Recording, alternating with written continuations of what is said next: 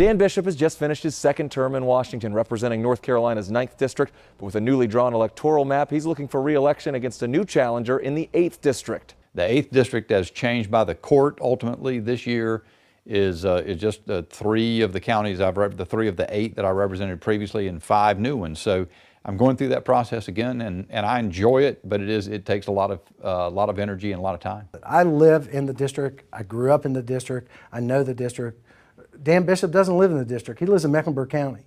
When he goes to vote on November the 8th, he's going to either vote for Jeff Jackson or Harrington. I get to vote for me. We asked each candidate what voters in this newly drawn district should know about them. I intend to follow through. I intend to be reliably conservative for folks who send me up there to represent their values. I share their values. I'll defend them.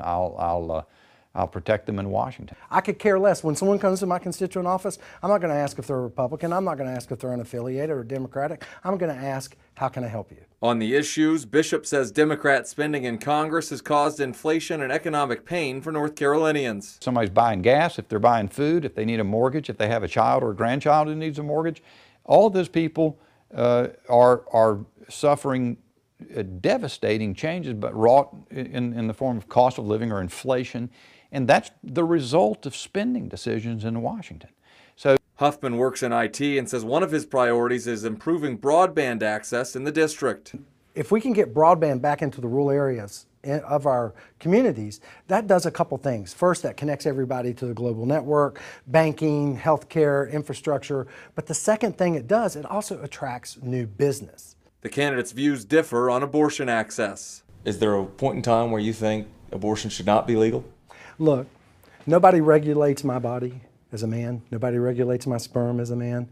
And I'm not going to sit here and tell you we need to regulate a woman, what happens with her body. Her body. It goes against the very fundamentals that we claim our nation is a nation of free people. I think the right path is for state legislatures to have a period of time to deal with the matter. Ultimately, it would be a responsibility of the United States government under the Constitution to protect the most fundamental liberty, that's life. On gun ownership, Huffman says he's in favor of background checks and waiting periods and supports President Biden's plan to ban assault weapons. You hear this old saying that Democrats are going to take your guns away? No, that could be further from the truth. I will support your right to bear arms. I will support your right to own a gun. Bishop says he already has his hands full fighting against gun ownership restrictions in Washington. Firearms that are in common use throughout the United States, they want to ban them, and I call them out. So both candidates say there's room for funding mental health professionals and others to lighten the load for police officers. Funding, that's going to take more funding with the police. That's why it will better enhance our police. And I think 2 things will get addressed. One, it brings them back into being part of the community. Secondly, it also reestablishes the idea that we have a relationship with police because they also have a relationship with other services. Democrat politicians went out and built a hostile reaction to law enforcement. It's the craziest political and stupidest political maneuver I think I've ever seen in my life. And the result has been chaos. In 2020, Bishop won re-election with 55% of the vote, while Huffman lost his race to Representative Ted Budd. Fort Hatchett, WXII 12 News.